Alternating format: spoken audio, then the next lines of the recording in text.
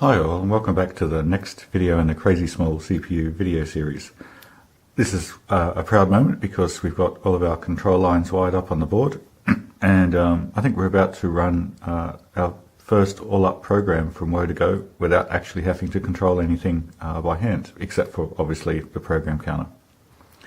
What I've written as the program is a very simple Fibonacci calculator.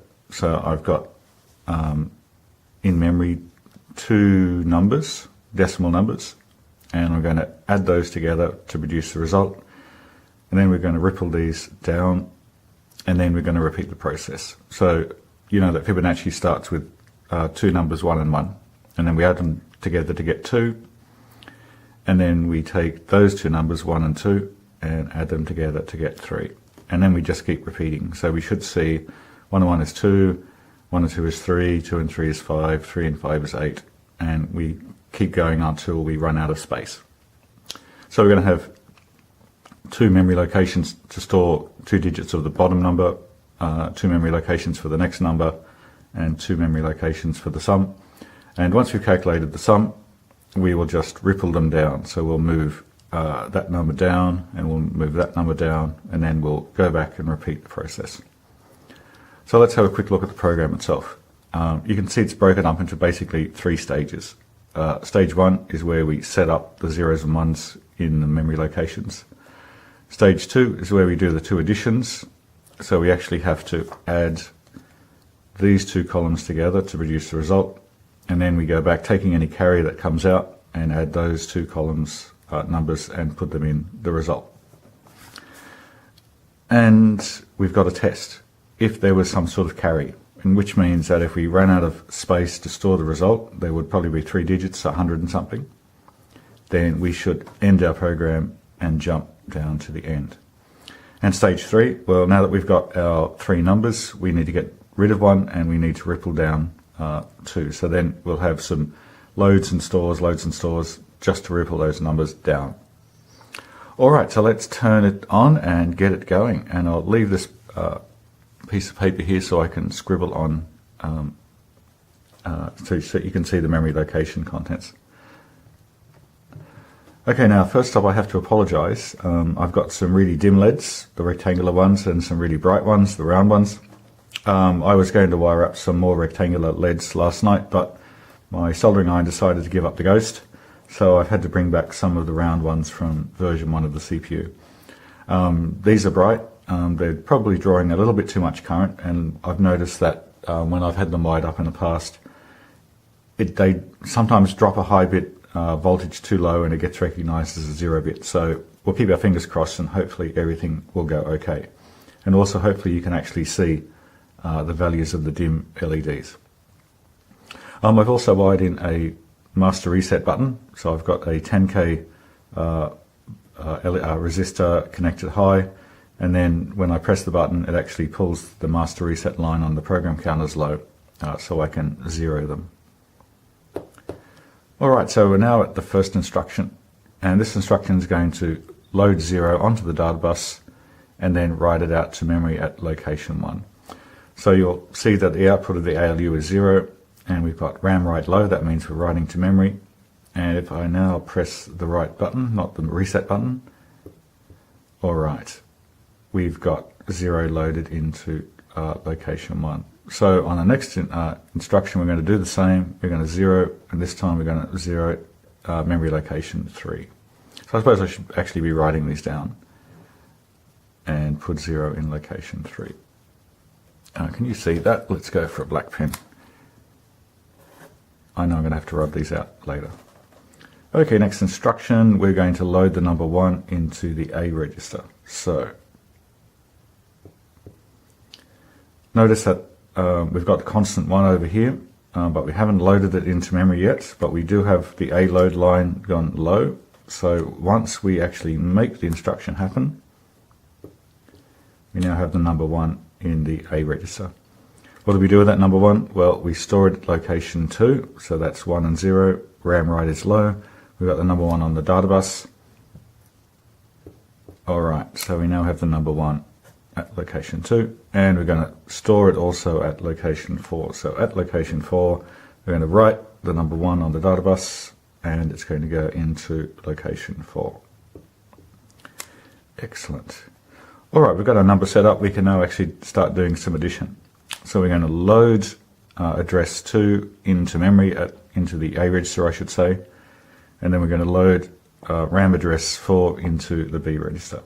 So in this instruction, we've got the number 2, we've got A load low, so we're going to load the A register, and we've got RAM write high, which means we're now actually reading from RAM and not writing to it.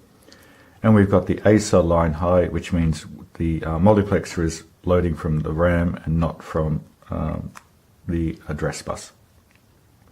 All right, so fingers crossed we should load the number 1 into the A register, and it already had the number 1, so there's been no change. Next instruction, load from memory location 4 into the B register.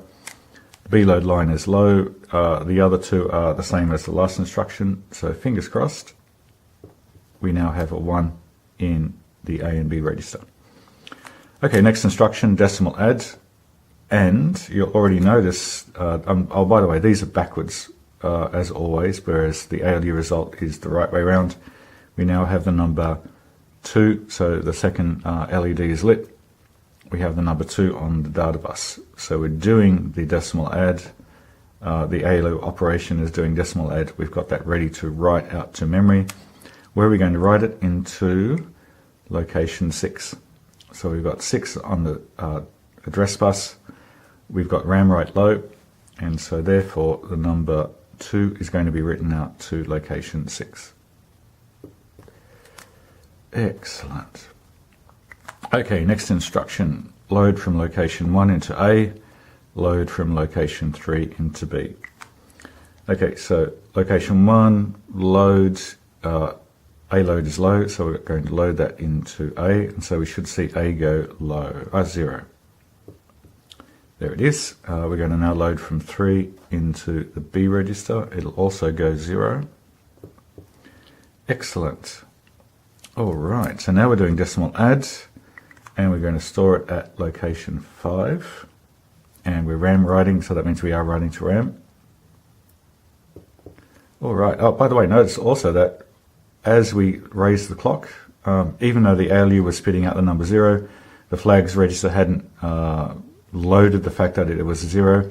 Now that we've actually pressed the clock button, we've actually loaded the 0 flag into the flags register. All right, we've actually calculated our first Fibonacci number. Let's check, have we got carry set? So we're at the instruction where we'd have to decide whether or not we should end the program. Well, we've got NZ is set, V and C are both off, so we're not going to jump. So that means the program, our PC increment light is going to stay on, and we'll fall into the ripple section. So the first thing we're going to do is load from location 4. So location 4 goes into the A register. So we're going to copy this down to there. So we're going to load the number 1, and we're going to write it to location number 2. All right, so I won't draw that in, but 1 gets copied down to 1. Next instruction, what have we got? Load location 6. So we're going to take the value at, in RAM location 6, which is the number 2. So let's load that in. There's the number 2. We're going to pass that out onto the data bus. So there's the number 2 in the right way round on the data bus, and we're going to RAM write it at location 4. All right, so that's actually now the number 2. Next instruction, we're loading from location 3, and we're going to send it down to number 1. So if I do that, we load the number 0 into the A register, and 1 is going to be RAM write with the number 0. So obviously 0 is going to go to 0. And finally, 5 is going to be loaded into the A register. So we should see the number 0 go in, you won't see it. And we're going to write that in location 3, the number 0 right to location 3. All right, so we can actually say that we've done the first pass through Fibonacci. What do we now have to do? We now have to jump back to location 5. So now you'll see that we've got the number 5 on the address bus, and this time we've got PC increment low. So instead of just incrementing the counter, what we'll do is we'll take the number 5 down the yellow address lines and load them into the program counter. So we should see the number 5 turn up on the program counter once I press the clock button. And indeed we do, there's the number 5. So now we've jumped back and we're going to repeat this loop again, and we're going to keep repeating until such times as the carry is set, and we'll fall out to an infinite loop where we just keep looping to the same place. So it actually looks like the CPU is doing its job, which is absolutely fantastic. I always like it when things work. In the next episode, I'll probably have wired up the UART so that we can actually do ASCII output on the UART out to a terminal. That involves bringing the A and B register values over, so we've got 8 bits of data to output, and also wiring up some control lines so that we know when to transmit down the UART. And that should hopefully be the last bits of wiring that we do on the board. And once we get that done, the CPU will be complete. Excellent. So hopefully that was useful. You've actually seen the final results of all of this wiring. And I'll see you on the next video. Cheers.